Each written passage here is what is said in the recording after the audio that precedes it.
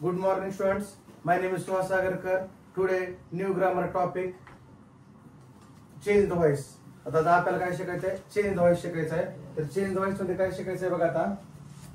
पहिल्यांदा ज्याच्यामध्ये क्रियापद व कर्माची जोडणी असते त्याला आपण काय म्हणतो? व्हॉइस म्हणतो. त्याचे दोन प्रकार पडतात, एक ऍक्टिव्ह व्हॉइस आणि दुसरा पॅसिव्ह व्हॉइस. आता ऍक्टिव्ह व्हॉइसचा फॉर्म्युला आहे S plus V plus O. जिथं सब्जेक्ट येतो, वर्ब येतो आणि ऑब्जेक्ट येतो, तर त्याला आपण म्हणायचं त्या वाक्याला ऍक्टिव्ह व्हॉइस म्हणायचं. आणि त्याच्यामध्ये पहिल्यांदा ऑब्जेक्ट येतोय, परत ऑब्जेक्ट आल्यानंतर पुन्हा काय येतंय?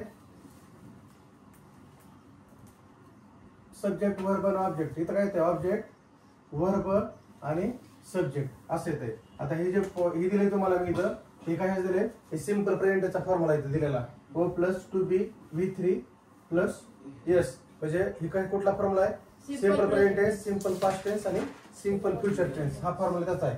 आणि वर दिलेला आहे subject, object plus verb plus subject. हे कोण आहे? पॅसिव्ह व्हॉइस आहे. समजतंय? म्हणजे अशा प्रकारे त्यांचा क्रम असतो. सब्जेक्ट, वर्ब, ऑब्जेक्ट हे ऍक्टिव्ह व्हॉइस मध्ये असतंय आणि पॅसिव्ह व्हॉइस मध्ये असतंय object plus V plus S. समजतंय? मग आता आपल्याला आता वाक्य कसं ओळखायचं की कशामध्ये काय करायचंय? जर ऍक्टिव्ह आता ऍक्टिव्ह व्हॉइसचं पॅसिव्ह व्हॉइस कसं करायचं, पॅसिव्ह व्हॉइसचं ऍक्टिव्ह व्हॉइस कसं करायचं, हे कशाने आपण करायचंय? सेंटेन्सची मध्ये मांडणी बघायची, सब्जेक्टची, वर्बची आणि ऑब्जेक्टची. जर असं असेल तर त्याचा रूपांतर आपल्याला पॅसिव्ह व्हॉइस मध्ये करायचंय. आणि जर असं दिलेलं असेल object plus verb plus subject, तर याचे रूपांतर आपल्याला कशामध्ये करायचंय?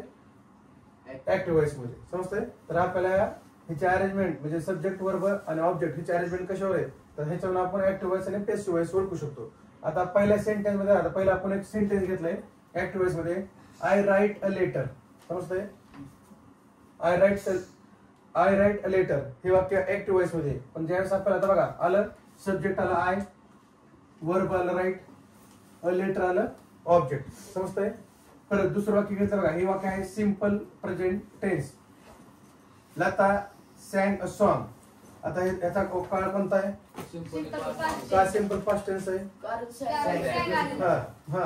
सिंगचं दुसरं रूप सॅंग आहे. समजतंय? तर त्यामुळे ह्या वाक्याचा काळ कोणता आहे? Simple past tense, simple past tense. आणि तिसरं Gopal will read a book. आता हे कोण आहे? Simple future tense. कारण आपण कशाने ओळखलं? वाक्याचे काय आलंय इथं पहिलं रूप आलंय, इथं दुसरं रूप आलंय आणि इथं विल पण लागलंय, इथं पहिलं रूप आलंय. फॉर्म्युले पाठ असतील तर तुम्हाला हे टेन्स पण तुम्हाला प्रॉपर समजता येतील, म्हणजे समजतील आणि त्याला कन्वर्ट पण प्रॉपर करता येईल. मग आता इथं बघा, आता हे तीन वाक्य कसे झाले? ऍक्टिव्ह व्हॉइसचे. आता पॅसिव्ह व्हॉइस. आता पॅसिव्ह व्हॉइस मध्ये काय करायचं? पर्यंत आपण ऑब्जेक्ट घेतलंय, परत पुन्हा वर्ब घेतलंय आणि परत सब्जेक्ट घेतलाय. आता बघा इथं त्याच्यामुळे इथं टू बीचं आधीच लिहिताना मी असं काय केलंय, ऑब्जेक्ट प्लस टू बी. आता इथं बघा ह्या वाक्यामध्ये आपण आय राईट अ लेटर होतं, हेल्पिंग वर्ब होतं का? Was, were, am, is, are काही नव्हतं. पण ज्यावेळेस तिचं पॅसिव्ह व्हॉइस बनवतो तर पॅसिव्ह व्हॉइस करताना आपल्याला अ लेटर पहिल्यांदा घेतलं, परत पुन्हा आता अ लेटर. आता ही सिंपल प्रेझेंट टेन्स आहे. समजतंय? तर सिंपल प्रेझेंट टेन्स मध्ये आपल्याला एम, इज, आर पैकी ह्या हेल्पिंग वर्ब पैकी एक जण लागायचंय. मग लेटर काय होतं? ही एक क्वेश्चन आहे तर त्यामुळे त्याच्या पुढे काही इज येईल. A letter is.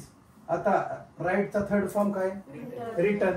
आणि बाय घ्यायचं त्याच्यामध्ये, बाय आणि इथं बाय राहील आपलं प्लस बाय आणि येस.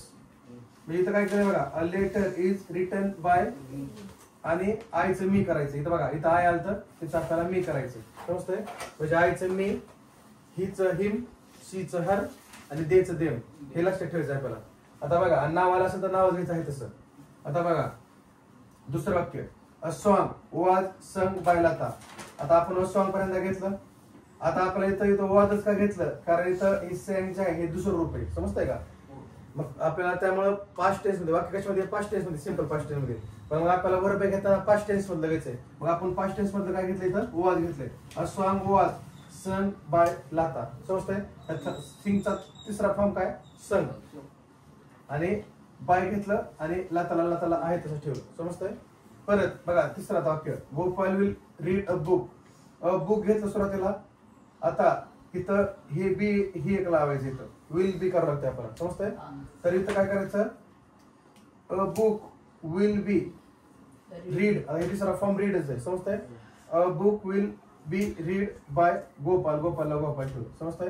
हे फॉर्म्युला तुम्हाला पाठ असायला पाहिजे.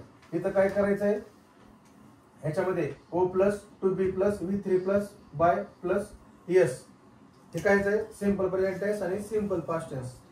आणि फक्त फ्युचर करताना तुम्हाला ह्याच्यामध्ये काय करायचंय, बी वापरायचंय, म्हणजे विल बी वापरायचंय आणि प्लस बी येतात. तुम्ही असं लिहू शकता सेपरेट पण त्याला. समजतंय? आता हे झाले हे वाक्य. आता परत आता मी तुम्हाला इथले पहिले 5 पर्यंत मी करून दाखवतो, शेवटी 2 तुम्ही मला सांगायचं. आता बघा, आय ईट अ मँगो. आता हे वाक्य कोणत्या काळामध्ये? Simple present tense. हे वाक्याचा काळ सिंपल प्रेझेंट टेन्स. मग आपल्याला फॉर्म्युला प्रमाणे आपल्याला काय घ्यायचंय, अ मँगो. सुरुवातीला अ कॅपिटल काढायचं, मँगो. पुन्हा आता काय येईल, इट. आता मँगोच्या पुढे काय येईल, एम इज अर्थ कोण येईल, इज. Mango is. पुन्हा काय येईल, हा इटन. आता इटचा थर्ड फॉर्म काय करायचा, इटन. आणि परत कोण टाकायचं, बाय. आणि आईचं काय करायचं तुम्हाला, मी. म्हणजे हे लक्षात नेहमी ठेवा की जर प्रोनाउन असतील, आय आला असेल तर मी करायचं, हे असं, हे आला असेल तर हिम, शी असेल तर हर, आणि दे असेल तर देम, आणि वी आला असेल तर अस करायचं, उईचं अस. आता पुढचं वाक्य, ही एट अ मँगो. आता इथं काय करायचं, a mango was eaten by me. हिचं हिम करायचं, राईट. समजतंय? A mango was eaten by him. फॉर्म्युले माहित असायला पाहिजे, फॉर्म्युले आले तर तुम्हाला येते लगेच. आता बघा, ही ड्रिंक्स अ वॉटर. काय आता, अ वॉटर. परत इथं वाक्याचा काळ कोणता आहे, सिंपल प्रेझेंट टेन्स. तर मग काय, इज. आता ड्रिंक तिसरं रूप काय, drunk. Drink, drank, drunk by him. आता इथं काय, ही ड्रँक अ वॉटर. काय, अ वॉटर इज. इथं पण ड्रंक, इथं वॉज येईल, was. A water was drunk bye